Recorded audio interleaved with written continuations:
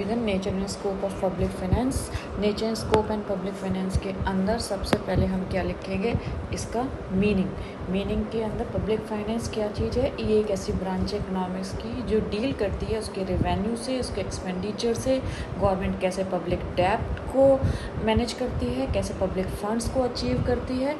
इन सब का जो हम स्टडी करते हैं वो हम करते हैं किसके अंदर, पब्लिक फाइनेंस के अंदर। यहाँ पर हम ह्यूज ऑल्टन की एक डेफिनेशन भी लिख सकते हैं, जो डेफिनेशन हमें लिखनी ही पड़ेगी। हमने इसकी एक डेफिनेशन लिख दी। इसके बाद हम आ जाते हैं इसके स्कोप के ऊपर, scope of public finance. Public finance का जो स्कोप है वो क्या स्टडी करता है, गवर्नमेंट का इनकम, उसके एक्सपेंडिचर, उसकी बोरोइंग, उसके फाइनेंशियल मैनेजमेंट और इकोनॉमिक डेवलपमेंट के लिए जो गवर्नमेंट पॉलिसी को अडॉप्ट करती है। पहला टॉपिक लेते हैं हम पब्लिक रिवेन्यू। पब्लिक रिवेन्यू में अगर मैं देखूं तो पहला पॉइंट मैंने आपसे बोला पब्लिक रिवेन्यू गवर्नमेंट को कहाँ से मिलता है, या तो टैक्स से रिवेन्यू मिलता है गवर्नमेंट को, या फिर उसे गवर्नमेंट को नॉन टैक्स से रिवेन्यू मिलता है। यानी कि अगर मैं आपसे बात कर रही हूँ टैक्स रिवेन्यू की, तो टैक्स रिवेन्यू आएगा गवर्नमेंट के पास नॉन टैक्स से रिवेन्यू आएगा, गवर्नमेंट के पास ग्रांट से रिवेन्यू आएगा, गवर्नमेंट के पास इंटरेस्ट से रिवेन्यू आएगा, गवर्नमेंट के पास पब्लिक बोरोइंग होगी, यानी कि बाहर से बोरो कर सकती है गवर्नमेंट, लोन ले सकती है, ग्रांट एंड एड ले सकती है। गवर्नमेंट इकोनॉमिक ग्रोथ प्रमोट करने के लिए काम करती है, इकोनॉमिक इनइक्वालिटीज़ के लिए रिड्यूस करने के लिए भी ये सारे काम गवर्नमेंट करती है। तो फिर से स्टार्ट करते हैं। टैक्स रिवेन्यू लेगी गवर्नमेंट। टैक्स कौन से होते हैं, direct tax, non direct tax.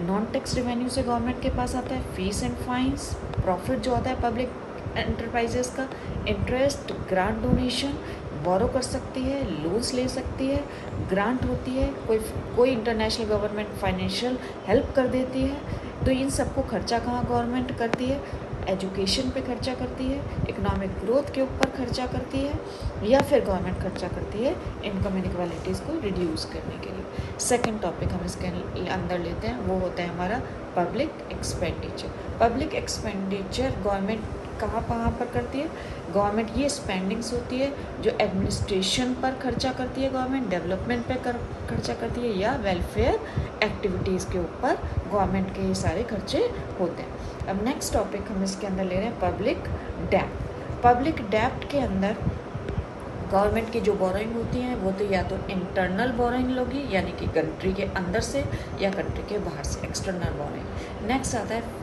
Financial administration. कितने टॉपिक कर लिए हमने, रेवेन्यू, एक्सपेंडिचर, डेब्ट और फाइनेंशियल एडमिनिस्ट्रेशन।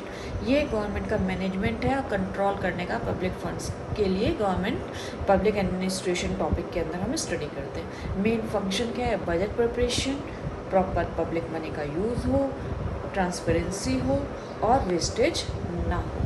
इसके बाद आता है fiscal policy and economic stabilisation. Fiscal policy and economic stabilisation के ऑब्जेक्टिव क्या होते हैं, इन्फ्लेशन को कंट्रोल करे, अनएम्प्लॉयमेंट को रिड्यूस करे, स्टेबिलिटी लाए, ग्रोथ लाए। इन्फ्लेशन के अंदर टैक्सेस को इंक्रीज़ किया जाता है और रिसेशन के अंदर टैक्सेस को रिड्यूस किया जाता है। नेक्स्ट इसके अंदर हम लेंगे topic federal finance. Federal finance क्या है, फाइनेंशियल रिलेशन दिखाता है central, state and local government के अंदर। इसके अंदर टैक्सेस पावर का डिस्ट्रीब्यूशन, एक्सपेंडिचर रिस्पॉन्सिबिलिटी की शेयरिंग और टैक्स शेयरिंग टॉपिक्स आते हैं। गवर्नमेंट की इंपॉर्टेंस क्या है इसके अंदर, फिस्कल बैलेंस को मेंटेन करना, बैलेंस रीजनल डेवलपमेंट को करना, और इसके अंदर स्ट्रेंथ करती है कोऑर्डिनेशन गवर्नमेंट्स के बीच में। अब हम ले लेते हैं next, nature of public finance. ये टॉपिक अलग से ही आपका पॉइंट है, nature of public finance. Nature of public finance के अंदर गवर्नमेंट क्या क्या कर रही है, इसमें पहला पॉइंट आप लिखोगे public finance as a social science.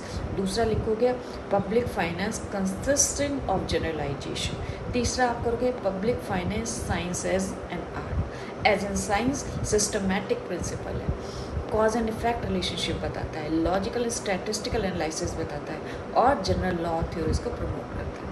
Art के अंदर आप लिखोगे फाइनेंशियल प्रिंसिपल्स और प्रैक्टिकल एप्लीकेशंस होता है, स्किल जजमेंट होता है, एक्सपीरियंस होता है, और पॉलिसी को फॉर्मुलेशन करता है। इसके बाद आप इसके अंदर नेक्स्ट पॉइंट लिखोगे positive and normative.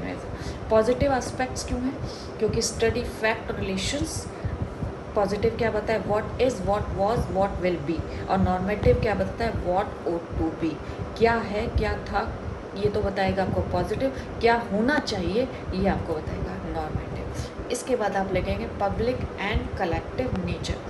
Public finance focus करता है ऐसी नीड जैसे डिफेंस है, रोड है, एजुकेशन है, हेल्थ है, इन सबको कंप्लीट करने के लिए। फिर आप लेंगे इसका welfare oriented nature.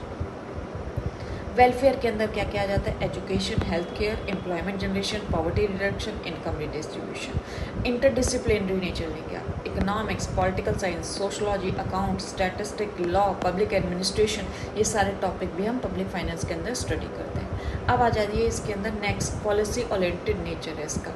Government formulate और इम्प्लीमेंट करती है policy related to taxation, expenditure, welfare, economic development.